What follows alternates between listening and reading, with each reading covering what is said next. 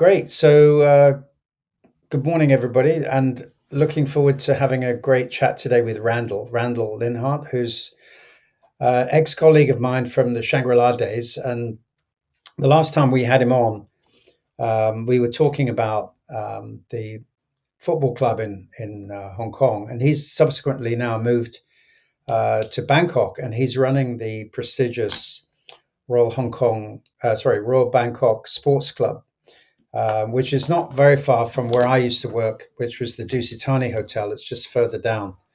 Um, and I was very happy that Randall was able to reconnect, and was very happy to hear about some of the plans and the changes that they're making, and then how his career's moving in a different direction slightly. Randall, welcome. And why don't you tell us a little bit about what you've been doing the last 12 months or so? Yeah, sure. Well, anyway, Richard, it's good to be back in touch with you. Thanks for inviting me back on your show. And yeah, let's pick up where we left off. I joined Royal Bangkok Sports Club and the RBSC Polo Club about 14 months ago. And it's just been an outstanding experience so far. I'm working with a really proactive general committee. We take care of 37,000 members, so it's Wow. quite a large club.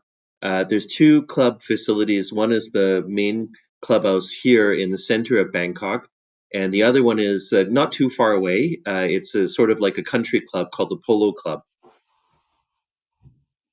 Where is the Polo Club located? Is that in the city?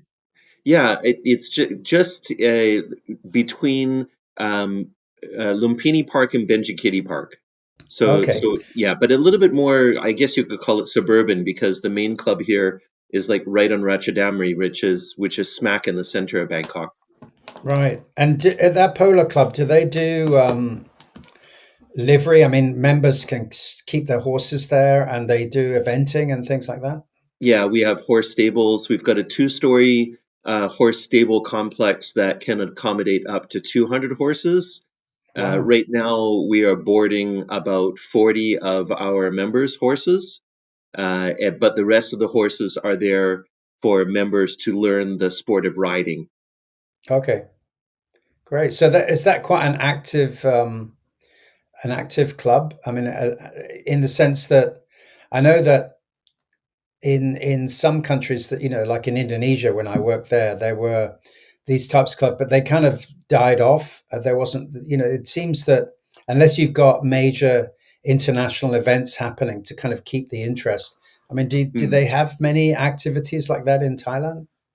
Yeah, so this is quite a big difference from Equestrian, my yeah, experience in Hong Kong because Hong Kong's got I don't know how many, but 20 plus private clubs ranging right, from quite small and specialized up to quite large. So here at RBSC, actually we've got 37 different sporting disciplines that we provide for members. So that's wow, anywhere from the field sports to the court sports to social sports or mind sports. Um, and we're pretty much the only private members club in Thailand, and we're also the last legal facility that allows horse racing, uh, okay. and allows members of the public to come in to the club once every 2 weeks, and they're able to place money bets on those horse races. It's the only place in Thailand that we still allowed to do that. So Excellent. as far as the club's future, we all feel quite strong. It's 120, 24 years old. It's all of the major sporting tournaments happen here. We're the home for Thailand's Mm, rugby tens, hockey sixes, soccer sevens. right. We've got an 18-hole golf course. We've got the horse racing. We've got equestrian over at Polo. There's a lot of national sports athletes that are members here in the club and grew up in the club. Right. Mm. So for me, it's been quite a very invigorating and very active time here. I'm really happy that I joined the club. Yeah, that's fantastic. I mean, how are you finding I remember in at Aberdeen Marina Club in Hong Kong. It's very much a kind of a generational thing. Every you get families, and then you see the kids grow up, and then their interests are different. So one always has to be mindful of the fact that the wants and needs of the younger, up and coming generation are somewhat different. What's the mix of your members there? I mean, how many of them are local ties? How many are the expats? And what type of memberships do you have? So the membership here is predominantly Thai, and that's based on the fact that it's a very much hereditary club. So like at Aberdeen Marina Club, when children reach a certain age, they're able to apply to become a full member in their own right. Okay. And you find that you've got multi-generational families here, and then you've got extended families that go into uncles, aunts, and cousins. And then, of course, classically in private clubs, you get um, the son of a member meets and falls in love with the daughter of another member, and then they become adult members and get married, and then they start their own family. So it's a very intertwined mix of membership, and the nicest thing is that the mood and the sentiment from the members here is really comforting and at ease. They truly feel like this is their second home. So my job is to make sure that they continue to feel that way through the services and the way that we take care of them, and of course the upkeep of the facilities. Right.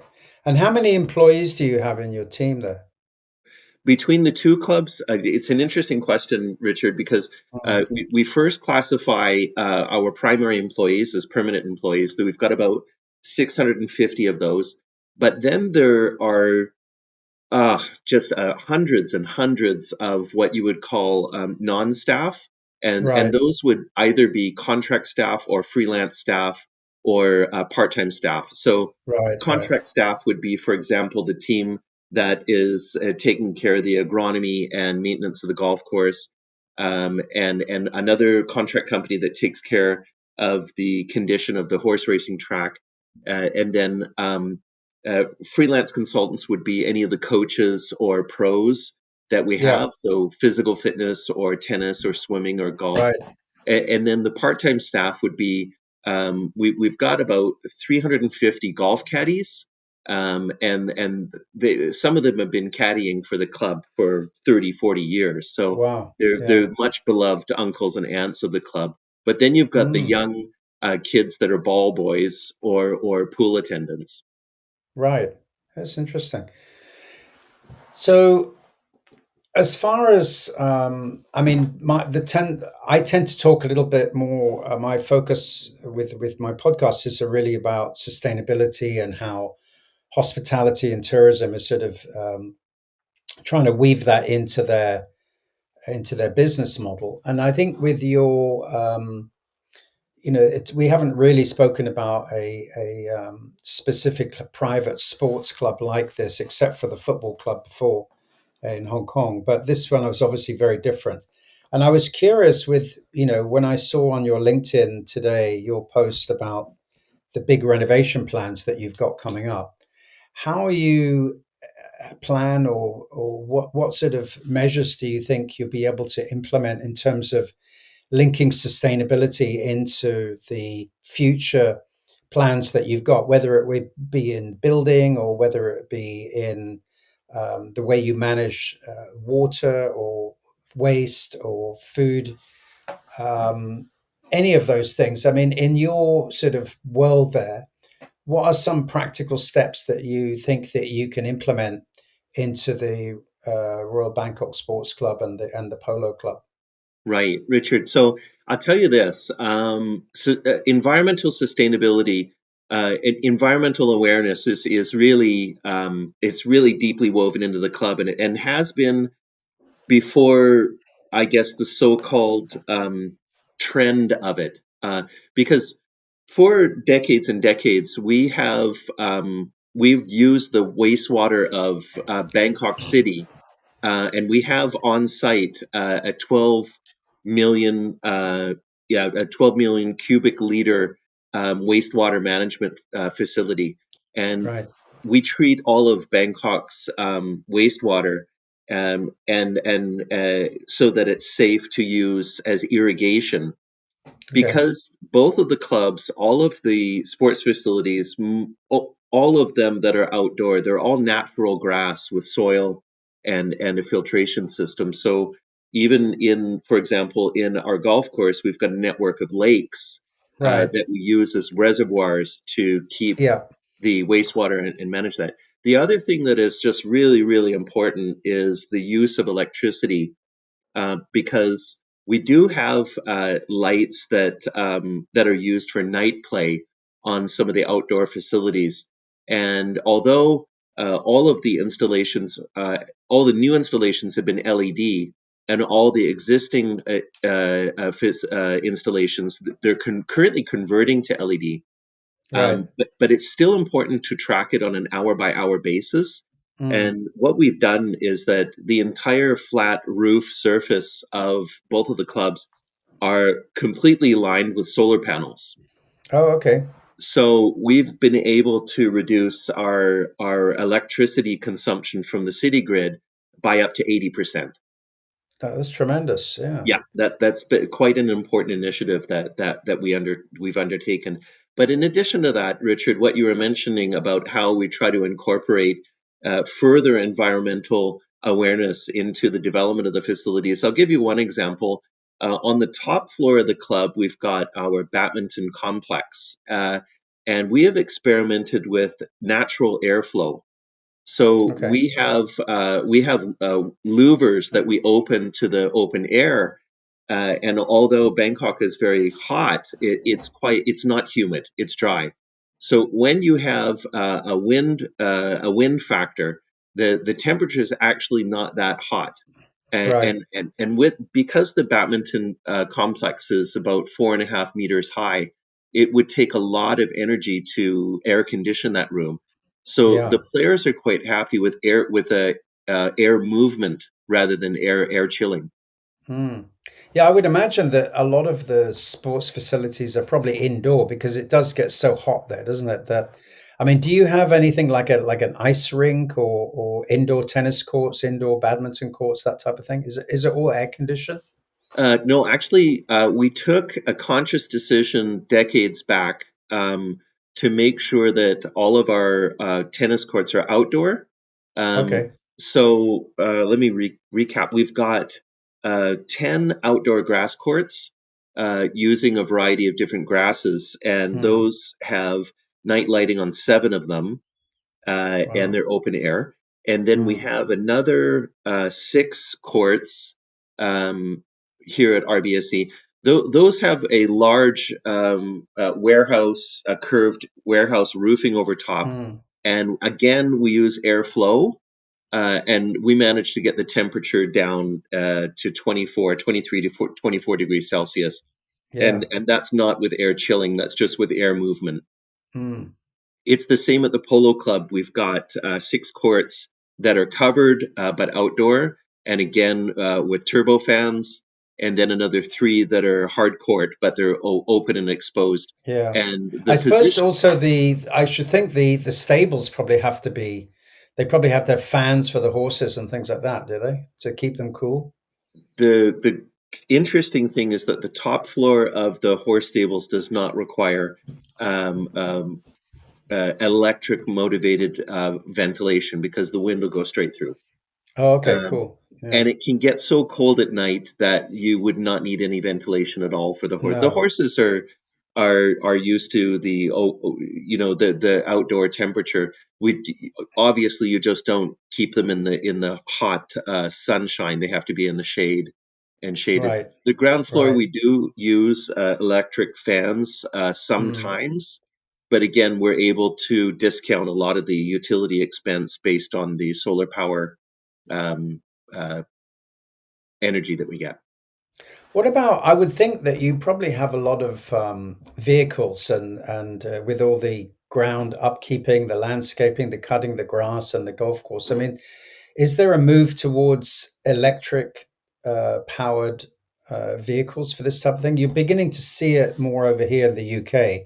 Um, but I mean, obviously, because these vehicles, when they are in use, have to kind of work 8 hours a day, flat out. I mean, there's not really a lot of time for recharging. But I would have think things like the caddy, the golf carts and things like that. Are they all electric? I mean, do you have any understanding of the kind of proportion of electric to regular combustion engines in terms of all your, those powered vehicles?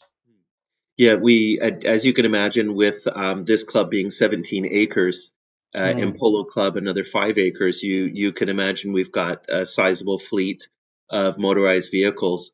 But we set a mandate a couple of years ago that as and when any vehicle comes to its the end of its book value, that we would purchase electric vehicles instead. right. Oh, that's That's great. yeah, so we have that mandate, but some of the large motorized tractors that we use for heavy equipment movement, that's we're yet to know if we're able to move onto electric. We're Mm, right now the discussion with the outside contractors that handle our golf course, they certainly are moving on to electric vehicles. And yes, all of our golf buggies for our golf course, because it's a short course, we don't allow golf buggies onto the course. We only use them for transporting people from one side of the club to the other. And all those golf buggies, they're all electric. And funny right. enough, by the habit of the staff, they enjoy getting around the club on bicycle. It's I just see. Okay. the other That's factor is great. that we try to avoid any motorized vehicles around the racing horses, because when the race horses are brought in Mm, from upcountry and they're here to race on the day, they can get a bit skittish if there's too much mm, noise and movement in the background. So right. bicycle is kind of the chosen mode of my team here. Okay, great. In terms of, I mean, again, now that you're doing a lot of these renovations and things, I mean, there's a lot of digital transformation that's going on in terms of shaping the customer experience, whether it be from point of sales or order taking, um, CRM, how you manage your customers' preferences and the members' preferences and all that type of stuff, and also the back of house side of things. Is there any, or are there any companies that have approached you guys and said, look, we specialize in sports facilities, whether it would be golf club management, how you manage the caddies, the day to day operational side of it. I'm just interested to know whether any sort of digital transformation that is reshaping the customer journey or the employees journey in terms of how you are looking at the next 3 to 5 years of your operation there. Well, it's funny because we've got quite a mixed bag of old tech, new tech, and future tech. And I'll start by saying that Thailand, by Thailand as a country is quite well known for the advances they've made in contactless, moneyless transactions. So me myself, I haven't used cash banknotes for, I mean, 6 months. Yeah, Everything is on my mobile phone app, and you tap to go. And that related back to the club here. We got onto RFID chips in our membership cards over 10 years ago. So that's pretty old school for us. The right. next move that we're going to be making is, of course, moving to a phone app that would be used for identification and also for payment. But here's the interesting thing that we Mm, found. The members are quite receptive to a project that we're undertaking, which is facial recognition. So okay. we'll be adapting all of our digital cameras to acknowledge facial recognition softwares, and that will go back to our control room. And we're not using it, surprisingly enough, Richard, we're not using it primarily for security reasons because we're a private club and we're pretty well insulated. Um, Yeah. what we are using it for is what you mentioned, which is demographics and usages. So we would like to know when is the fitness center busy, what days, what hours, and by who. Right. And we're working with a software company that we're still under negotiation with. So I can't don't really wish to share who we're partnering up with, but I can follow up with you later. But we're working with them because they will have the back end of it all algorithmed out so that they're able to share with us the dashboard of each facility's usages. And when we explain it to even members as old as me, right? I'm not a I AI tech freak or Yeah. anything, but Yeah. I'm kind of old school. But even I understand the benefits, and our members are quite happy with that. Yeah. No, that's tremendous because I think that, I mean, you can see it over here in the UK. There's something, you go into certain restaurants and businesses where, they've obviously implemented some technology for like an ordering system, whether it's a fast food type of thing. And if you go to a motorway service station, for instance, and you want to order KFC or McDonald's or anything, everything's done now on touch screen. So there's no ordering system per se. But yeah, there are the sort of more old school where you've got to line up and go into a coffee shop and tell somebody face to face what you want. Hmm. But people seem very comfortable with not having that human interaction, actually. And I just wondered I know with a lot of these partnerships, I remember certainly with when I was in Hong Kong with Hotel Icon, we were often approached by companies doing prototyping, and they'd say, we've got this system, we think it could work for you. Can we prototype it and test it within your organization? And then the problem with that, though, sometimes is that you're worried about the after service side of it. Do they have the ability to be able to you know look at the system afterwards? So I'm just thinking, I mean, when you think about a club, I mean, you've, as you mentioned about solar, you've got your smart digital ID systems, um, collaborations with suppliers. Is that something that's high on the agenda? Do you collaborate a lot with vendors? I mean, Yeah, because I one would imagine, I mean, everything from the equestrian side of it, whether it would be with horseshoes or all the way to your, like we said, the ground maintenance and hmm uniforms for the staff and merchandise. I mean, I would imagine that there's a lot of opportunities for collaboration. yeah. To be honest with you, under the current guidance of this general committee, um, we'd never turn down any opportunity to advance the club in Mm, terms of facility service or tech. And yeah, I want to share with you just quickly that some of we have all of the online booking systems and for the sports facilities, and in one of the F&B outlets we test piloted a tablet menu, and the members can order what they want on the tablet, yeah, and and it's kind of hit and miss, and it comes down to the heart and soul of the human contact. So mm, in the outlet that test piloted the tablet, it works really well.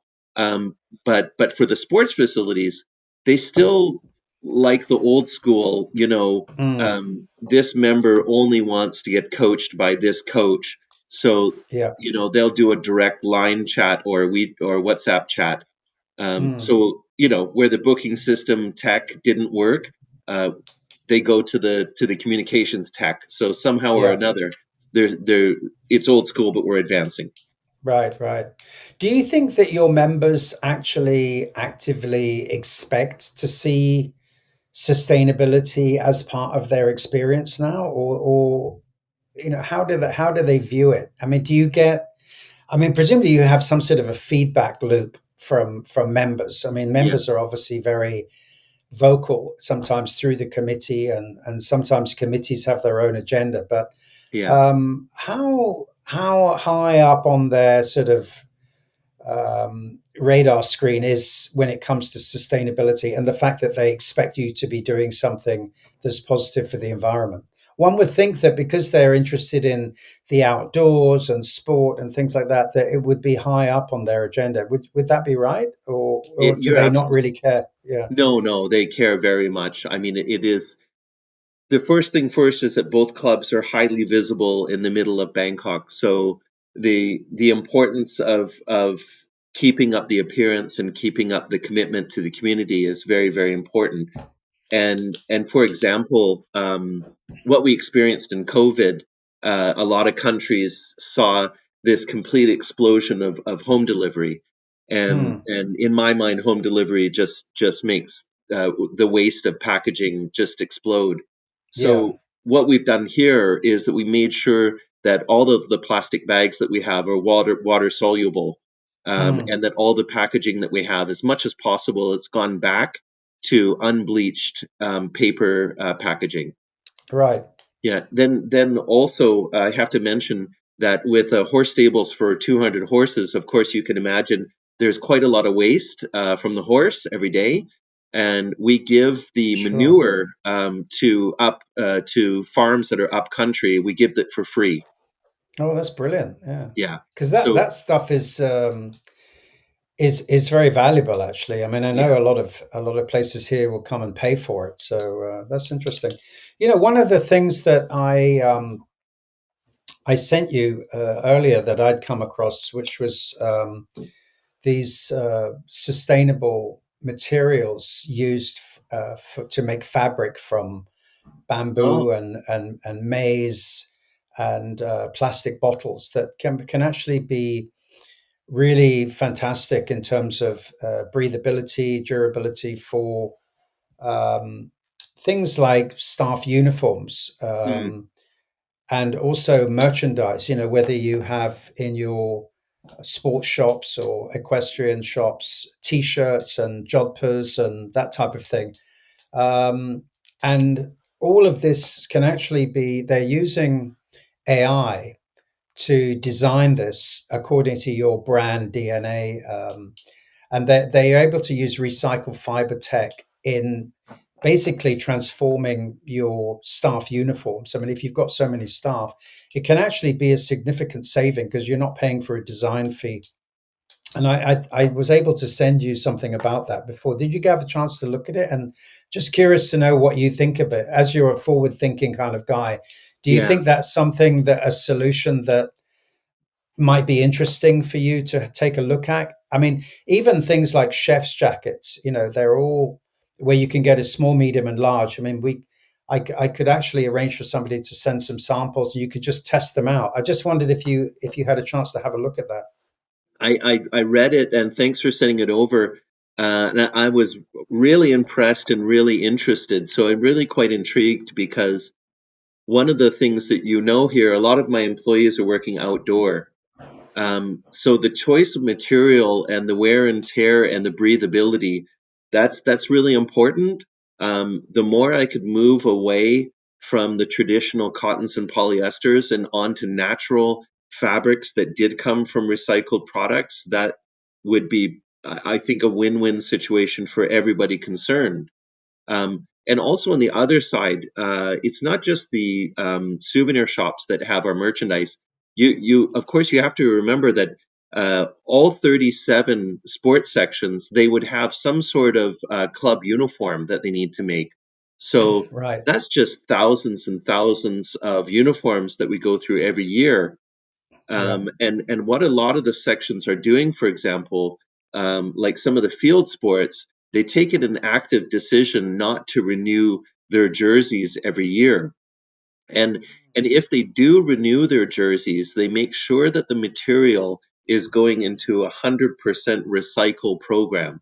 So Right. it's either shredded and reused to create other fabrics, or it's donated Right. to people that need clothing.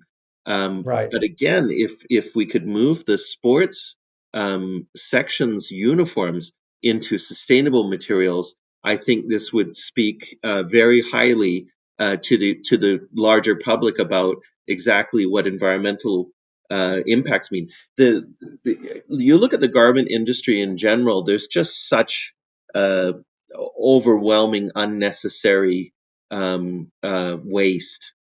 Exactly. Yeah. I mean, if you, I remember in hotels when you went into the store and there were just piles of old uniforms because nobody really wants them. It's not like you can give them away to anybody. And I think what was interesting about this Crestwell attire solution, if you like, it's got this sort of loop where they'll actually take back their old, the discarded or unused um, uh, uniforms and then downcycle them, recycle them, so they can always be put to other uses and make them into other kind of like tote bags or bags for you know that could be used for other facilities in the equestrian world. But I think it would be very interesting to explore because I see that I remember when we used it at Hotel Icon anyway, the durability was like 30-40% longer. They're actually, Yeah. these the uniforms last longer. And Mm, if you've got very low staff turnover where you're not having to continuously make new uniforms for new people all the time, you said people stay 30-40 years. So yeah. I think the other beauty of it is that you're dealing there with directly with the manufacturer. So Mm, you're not yeah. having to go through a middleman or a designer who I think it would be very interesting to explore because when I saw that presentation, I thought, well, this is a really novel idea, and for somebody like your organization, there's so many facets to it where you're using fabric and Yeah. uniforms for different stuff. So perhaps I'll get them to get in touch with you, but I know that they're very keen to collaborate, and I think it would be very interesting, as you say, the jerseys as well. Yeah. No, I think that that would be excellent. It's just another part of the environment that we need to pay more attention to is Yeah. the huge amount of waste that we have. I mean, you think about yourself as an individual, how much clothing you have back at home that you don't need. Yeah, exactly. Yeah, yeah, yeah. And you end up donating it to people, and then often, I mean, you see stuff being resold, Mm, but with stuff like uniforms, they become pretty redundant. So I think yeah. that and also I think things like towels, Mm, which are super absorbent, and linen and that type of stuff that is used in kitchens and back of house areas, housekeeping. mm. I think there's a lot of opportunity there. Yeah, no, that's excellent. So, looking ahead, Randall, for your own vision of what you see this club becoming and the future of the club. I mean, it's how long's it been there now? It must be over what 100 years. Is it as 124 long as that? years. We Wow, just that's celebrated the tremendous. last Yeah, anniversary. yeah, and I mean, Thailand has this very rich heritage with horses as well. They have a cavalry regiment. You've got a royal family. Horses are very significant. I mean, how do you see this club morphing? I mean, what are the trends in terms of the younger generation? What are they looking for in terms of what a sports club would offer? So we've seen, first and foremost, we've seen a dip in horse racing, but then lately, we've seen a lot of the young generation show up. So it seems like there's a complete demographic shift Mm. from older horse spectator into a much younger and vibrant one. So that's a very recent development that I'm paying a lot of attention to. That's So, what regarding is it that horsemen. they're particularly looking at doing? They're learning to ride, or they're trying to get into the sort of eventing side or the polo side? What No, is it that appeals to them? they like watching the horse racing. Oh, racing. Yeah, yeah, Okay. yeah. Okay. Good. Good. Good. On and then on the horse riding side, um, because we're one of the few horse riding or equestrian centers in the center of Bangkok. Um, I just see that it just continues to go on from strength to strength to strength. Yeah. Yeah. Yeah. Yeah. I think on the racing side of it, that's quite interesting because Are they? I mean, over here, it's very much a spectacle. When you get the horse racing season and people Mm. go and they dress up and they like to kind of, it's almost like going to a red carpet event. Like a film festival or something. People treat it as a special occasion rather than like in Hong Kong. I remember when you would used to look out from your window onto the Happy Valley. I mean, a lot of them are basically working class people who are just going there to place bets. I guess, are you saying that in Bangkok now it's becoming a bit more of a kind of a community, um, that these people want to go there because it's an event for them. They kind of dress up and hang out Mhm. there and meet their friends. Is it that type of a spectacle? We've got three real groups that you could classify. One Yeah. is the ones that like the VIP that you were talking about, dress up and it's a spectacle, and we've got venues for them.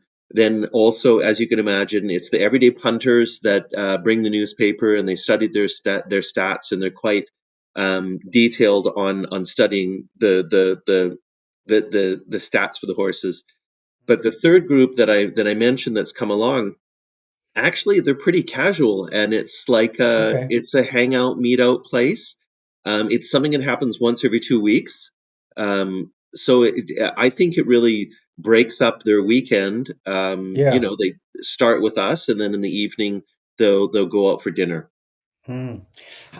And how seasonal is your business? I mean, right now is the sort of off season, right? Rainy season and off season. So, I mean, unlike hotels where I should think in Pattaya and Phuket they're pretty dead now. I mean, with clubs, it's pretty much 365 days a year. I mean, do you have a kind of off season, or is it pretty full on the whole time? Well, for horse racing, we switch to one meeting on March and April. Mm, Um, but for all the other, I mean, 37 different sports sections. So there's it's bound to incredible. be, certain sports that go into season and out of season, but pretty much 12 months of the Mm, year, there's always something going on. I mean, yeah. every single day there's a tournament in one sport or another, or there's a special gathering or a special event. Mm, And that we're also related to royalty. We have a lot of the regal events that happen here in right. the club. Right. But having said that, I would say, yeah, September, October should be quiet, but it never is. And March and April should be quiet, but it never is.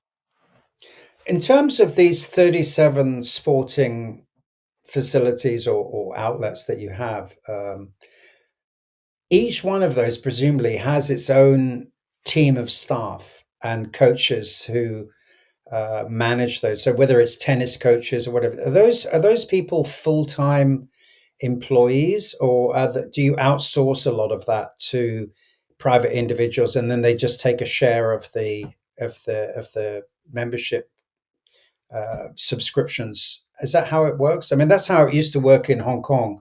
Was Yeah, that we would have swimming coaches, and then it would be like a guy who has his own team, and then we would take 20% or whatever it was of their income. And yeah. that way you had a consistency and a quality that you were quite, rather than have full-time employees where you're having to constantly look for new people. How does it work where you are? So there's three different layers of involvement in each of the sports sections. The first layer is the members themselves. They organize and consolidate into a committee, and that way they're able to voice out exactly what those sports players want. Mm, So you have a tennis committee, for example, take tennis for example. You would have a chairman and a secretary and a treasurer and then committee members, and they would be guiding the life and the schedule of that sport according to what the members want. And then okay. they work. They sort of give the instructions to our full time staff, and our full time staff are sports supervisors and officers that work around the actual facilities and also back in the administration to Okay. take care of any logistics or operations that they need. And then, like I you see. mentioned, Richard, you're right. Then we have coaches and trainers, and they approach the club or this section or the member will introduce us to a particular talent.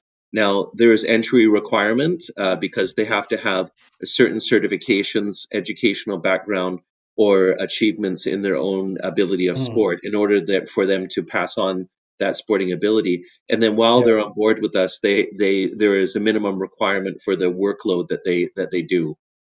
Okay. So if it's a golf pro, for instance, could be somebody who's kind of up and coming, and he's from a. Okay, that's very interesting. So each of those sport interest areas presumably would have its own merchandise shop. They have their own staff. Each staff have different. Do all your staff have the same uniform, or each of these facilities has their own look and their own style and their own merchandise? How does it work? So for my staff, we kind of follow the same color coding that you would find on an aircraft carrier. Okay. But it's the same uniform. It's just different colors based on Okay. their their their job duties. Yeah. And then Yeah. in the sections themselves, about their sport kit or their merchandising, it varies depending on how passionate they are about it. Like Mm, for sure, golf is fashion crazy, and they're also very much interested in identifying as being a player of RBSC. And then the yeah. same with tennis is very much Mm, swimming, very much fitness as well. And then when you go down the line, when you get to something like dance sport have to wear different costumes based on mm. the dance that they're going to be performing. Okay. So, dance sport, you would think um, one dancer has, wow, I mean, up to 20 different competition type uniforms that they'd have to wear Mm, and mm. upkeep Wow. them. Yeah. That's very interesting. Great. So, I mean, it sounds like you've got your hands full, and I think it would be interesting to know if you were to give a piece of advice to other hospitality leaders who are kind of like wanting to take this sustainability seriously, because you guys obviously are. Hmm. Um, where do you think is a good place to start? I mean, what are some low hanging fruit that you've found have been beneficial in terms of maybe saving costs, or in terms of the sort of PR image that you want to send out to your members? I mean, for instance, talking about uniforms again. I mean, if all your members knew that you were now switching over to sustainable uniforms that were recycled, and that they had a sort of a loop, presumably that could be a good PR story Hmm. to go along with. I mean, are there any achievements that you can feel that in the 14 months you've been there that you're really proud of having implemented that speak to those areas? Well, yeah, the key factor was the solar panels. I mean, that was just Right. such a phenomenal game changer. But That's go great. back Yeah. to what you were mentioning of the advice for hotels. I would say that in my 14 months here, the easiest point to get across is the financial benefit. Yeah. And I think a lot of hotel owners, they want a little bit less of the, quote unquote tree hugger Mm, mentality. And they want a little bit more about, okay, if we implement these environmental improvements, you're going to save X money. right. I think Absolutely. that that's a conversation, that's an argument that's over before it starts. You just say, I'm going to spend X amount of money on solar panels, which the contractor uh, pays for most of the equipment because they get a cut of the energy savings anyways. And your ROI is this, and then from then on you're going to save this. I think that Mm, that's the way to approach it. Uh, we're a closed members club, so we don't do much media advertising. So and also any of the PR stuff that we do is internal with our members. And Right. again, if you show the members, we're saving this money so that we can give it back Mm. to you in terms of service and facilities. Yeah. Um, that's just really important to them because again, they treat this like their second home. Yeah, that's great. No, I think it's a very interesting conversation because I think with this particular, idea that I was telling you about, it's not a high cost of entry kind of solution. I mean, Hmm. if they can compete in terms of price or even have it cheaper because you're saving on other elements and you've got the durability, it is, like you say, a no-brainer. So that's very Yeah. interesting. Well, we'll I'll be very interested to kind of check back with you in a few months, see how you're getting on with your renovations for all these new areas, and then presumably you have quite a lot of F&B outlets. Do you use an outside interior designer, or do you have an in-house team, or how does it work? Well, this we're fortunate at this time in the history of the club that we've got so many projects going on because it's important to just make sure that we keep the facilities up to date and Yeah. you know, if it operating efficiently, and also that we create new facilities because Mm. there's always new things coming along. For us, it's pickleball, paddle, additional dining, and that sort of thing. Um, so that yeah, that's pretty important. Yeah, that's great.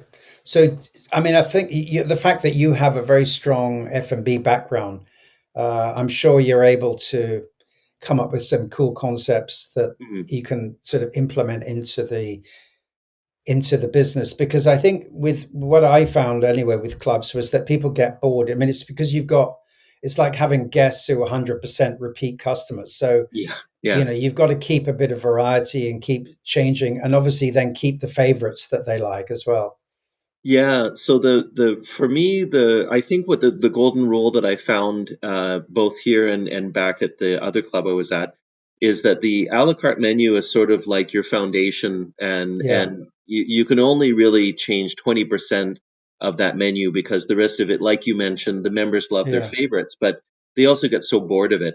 So yeah, the way that you invigorate them is constantly doing monthly promotions, right. and not just like three or four. You do 20, 30 food and Mm, beverage promotions, and they've always got some new corner of the club they can go to and find something that is only here for a short time. And right, we also use that as the testing ground. If there's some promotional items that just really flew off the shelf, we earmark it to join the a la carte menu the next time around. right. Fantastic. No, that's great. Okay, well, Randall, it's been really interesting to talk to you and to get your feedback. And then let's touch base in a few months' time and see how things are developing. And I'll put you in touch with these guys. Talk about you know, these sustainable fabrics. It'll be interesting to see if you can make some use out of it. Yeah. Well, Yeah, thanks ever so I'm much. really interested. Thanks for putting me in contact with them. And again, it's great to get back on the show and talk with you. Yeah. Okay. And Randall, all the best. Yeah. And if you're in the UK, let me know if you're passing by. Do you come this way at all? We've actually I've got a plan to visit Iceland, Greenland, and the Faroe Islands next year. So if Okay. I've got a spare day, I'll be looking to crash in your spare bedroom. Yeah, I don't live far from Gatwick Airport, so yeah, you can come over. Okay, sounds good. Be good. Okay, mate. Thanks a lot, Randall. Okay, all the best. Yeah, thanks. Thanks, Richard. Thanks.